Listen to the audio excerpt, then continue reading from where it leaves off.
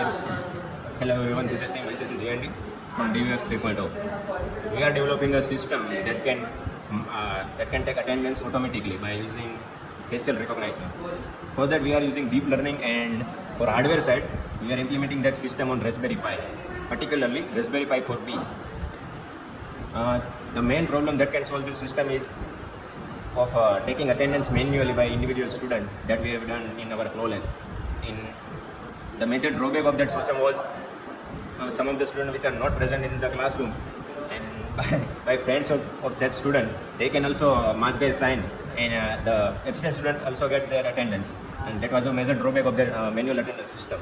Our system can easily solve this problem by using automated attendance system that we have developed on Raspberry Pi. Our system is also keeping the records of all the students that their attendance has been marked on the Google Sheet that we have connected with the Raspberry Pi using Google's API.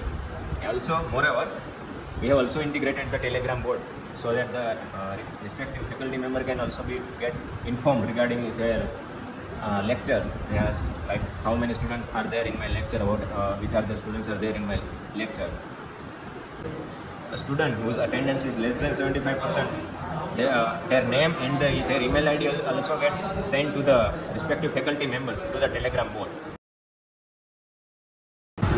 We have deployed our system on the hardware, particularly Raspberry Pi 4B, which have ARM Cortex-72 CPU with 2 GB of RAM. Firstly, to make familiar with the Raspberry Pi and developing some program on the Raspberry Pi, we need OS. For that, we are using Raspberry Pi OS, which have architecture of 64-bit that we have placed into this SendX device, USB device. So that whenever Raspberry Pi will get boot, automatically the OS that are present in the USB drive will start running. Once OS is running on this Raspberry Pi, to view this GUI of that our OS, we need to connect monitor externally. For that, Raspberry Pi has 2 micro USB ports. Using that, we can connect our monitor externally. There is also another option is also there in this Raspberry Pi to view our GUI of our OS, which is a wireless display sharing. For that, Raspberry has inbuilt package installed, which when we install our OS on this Raspberry Pi, another package will also get automatically installed, whose name is Real VNC. Using Real VNC, we can directly see that OS into our computer, laptop, or any Wi-Fi supported devices, provided that both devices should be connected with the same Wi-Fi. As you can see here in my PC, I have already configured with my Real VNC with the Raspberry Pi by providing their IP address. As you can see, I am currently Raspberry Pi is sharing their GUI of the operating system that we have placed in a USB drive. Our model with the faces of various students, we have captured 50 to 60 images of our group, which consists of 4 people. For that, we are using Raspberry Pi camera. This camera is already mounted in this Raspberry Pi using this CSI port camera serial interface. And that camera we can control with the command line of this Raspberry Pi. As you can see here, the camera has started displaying the preview of camera. Here we have set the 10-second limit to the camera. After 10 seconds, it will take the picture for our setuping purpose. This captured image is stored in here in our home directory. And by using this, we have captured so many images over again. After capturing so many photos of our group, we have then passed each and every photos to the one Python-based program that will use the OpenCV to extract faces of the people that are present in this photo and divide it into the different folders with their respective names. Then we have used then our training part of the model will actually begins here.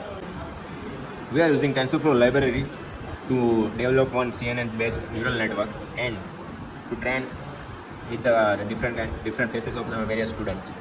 And once it is trained, then we have saved this file with .h5 extension. That is it is a standard format of the saving any model that have been made using TensorFlow, and that file we are using on the Raspberry Pi to predict the actual image.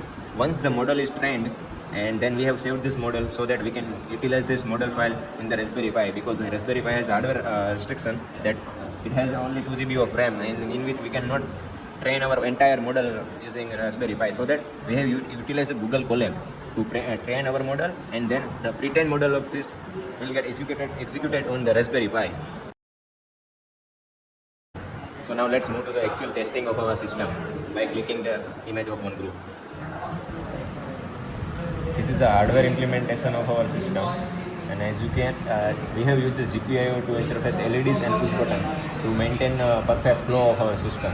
As you can see here, one green LED is on, which means currently our system is in ideal mode. And once I have pushed this push button over here, then system will goes on recognize in image mode. Preview of captured image is shown here, and we have skipped and delay for 10 seconds to get the proper frame captured, and result is shown here. Once the image is processed through our model, all the logs of our system will get displayed in the Telegram bot over here, as you can see here. After that, we have got the name of the students which are present in the image, their name, ID number, and their roll number will get updated in our Google Sheet. We have, as you can see here,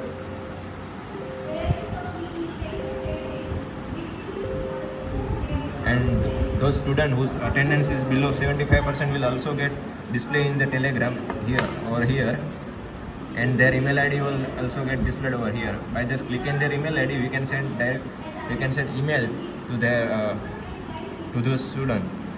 And we have also sent this read-only report file, which contains the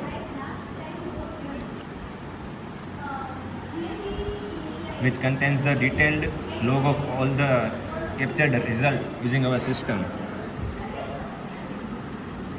As you can see here, there are so many entries are already there in system that we have already prepared over here. And another report will also get generated in the same sheet, where the percentage of each students will also get displayed over here. As you can see here, some of the students have below 75% attendance, so whose name is been sent in the same Telegram bot over here. So this is all about our project.